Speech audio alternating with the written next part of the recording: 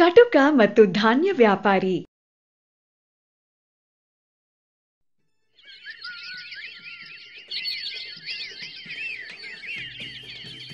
ಒಂದು ದಿನ ರಾಜ ಅಕ್ಬರನ ರಾಜ್ಯದಲ್ಲಿ ಒಬ್ಬ ಕಟುಕ ಮತ್ತು ಒಬ್ಬ ಧಾನ್ಯ ವ್ಯಾಪಾರಿ ಜಗಳವಾಡುತ್ತಿದ್ದರು. ಅವರು ಕಟುಕನ ಅಂಗಡಿಯ ಹೊರಗೆ ಜಗಳ ಮಾಡುತ್ತಿದ್ದರು. ಅವರು ಏಕೆ ಜಗಳ ಮಾಡುತ್ತಿದ್ದರು ಎಂದು ತಿಳಿಯಲು ಅಲ್ಲಿ ಜನರು ಸೇರಿದರು.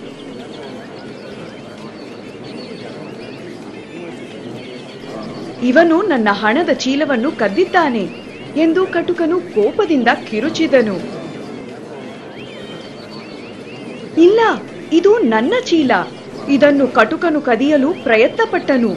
ಅವನು ಮೋಸಗಾರ ಮತ್ತು ಕಳ್ಳ ಎಂದು ಅಷ್ಟೇ ಕೋಪದಿಂದ ವ್ಯಾಪಾರಿಯೂ ಕಿರುಚಿದನು.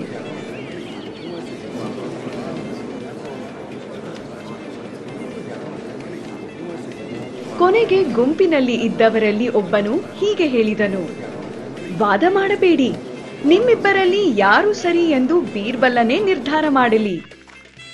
ಇದನ್ನು ಕೇಳಿ ಇಬ್ಬರೂ ಬೀರ್ಬಲನನ್ನು ಭೇಟಿ ಮಾಡಲು ರಾಜ ಅಕ್ಬರನ ಆಸ್ಥಾನಕ್ಕೆ ಹೋದರು.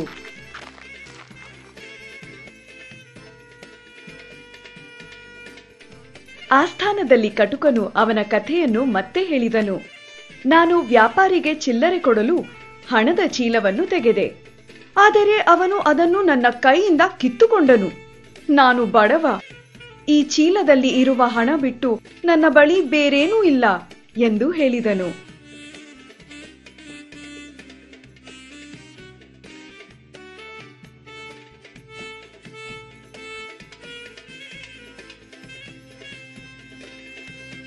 ವ್ಯಾಪಾರಿಯೂ ಅವನ ಕಥೆಯನ್ನು ಹೇಳಿದನು. ಸ್ವಾಮಿ, ನಾನು ಕಟುಕನ ಅಂಗಡಿಯಿಂದ ಮಾಂಸ ಖರೀದಿಸಿದೆ. ಅವನಿಗೆ ಹಣ ಕೊಡಲು ನನ್ನ ಚೀಲವನ್ನು ತೆಗೆದೆ. ಅವನು ನನ್ನ ಚೀಲವನ್ನು ಕಿತ್ತುಕೊಂಡನು. ಆ ಚೀಲ ನನ್ನದು.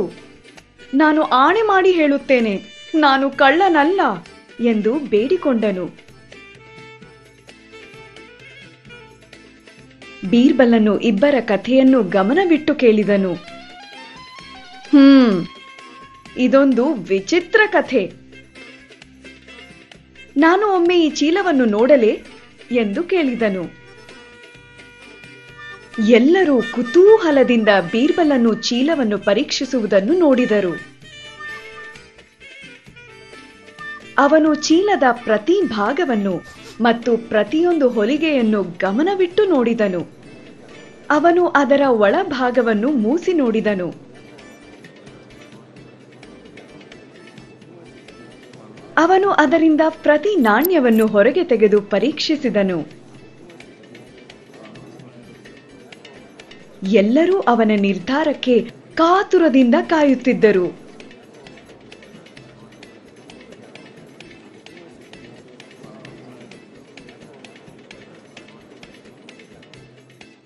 ಕೊನೆಗೆ ಬೀರ್ಬಲನು ಚೀಲವನ್ನು ಕಟುಕನಿಗೆ ಕೊಟ್ಟನು. ನಿನ್ನ ಹಣದ ಚೀಲವನ್ನು ತೆಗೆದುಕೋ, ಇದನ್ನು ಜೋಪಾನವಾಗಿ ಇಟ್ಟುಕೋ ಎಂದು ಹೇಳಿದನು. ಅವನು ವಿಷಯವನ್ನು ಆಸ್ಥಾನದಲ್ಲಿದ್ದವರಿಗೆಲ್ಲ ವಿವರಿಸಿದನು. ನಾನು ಚೀಲದ ವಾಸನೆಯನ್ನು ನೋಡಿದಾಗ ಅದು ಕಟುಕನ ಚೀಲ ಎಂದು ತಿಳಿಯಿತು. ಅದು ಮಾಂಸದ ವಾಸನೆಯನ್ನು ಹೊಂದಿತ್ತು. ಅದರ ಮೇಲೆ ರಕ್ತದ ಕಲೆಗಳು ಇದ್ದವು. ನಾಣ್ಯಗಳ ಮೇಲೂ ರಕ್ತದ ಕಲೆಗಳು ಇದ್ದವು. ಅವನು ಮುಂದುವರೆಸಿದನು, ಖಂಡಿತವಾಗಿಯೂ ಕಟುಕನು ನಾಣ್ಯಗಳನ್ನು ಚೀಲದ ಒಳಗೆ ಹಾಕುವ ಮುನ್ನ ತನ್ನ ಕೈಗಳನ್ನು ತೊಳೆಯುವುದಿಲ್ಲ. ಬೀರ್ಬಲನು ವ್ಯಾಪಾರಿಯ ಕಡೆ ಕೈ ತೋರಿಸಿದನು. ಅವನು ಕಳ್ಳ ಹಾಗೂ ಸುಳ್ಳ. ಅವನನ್ನು ಬಂಧಿಸಿ ಎಂದು ಹೇಳಿದನು.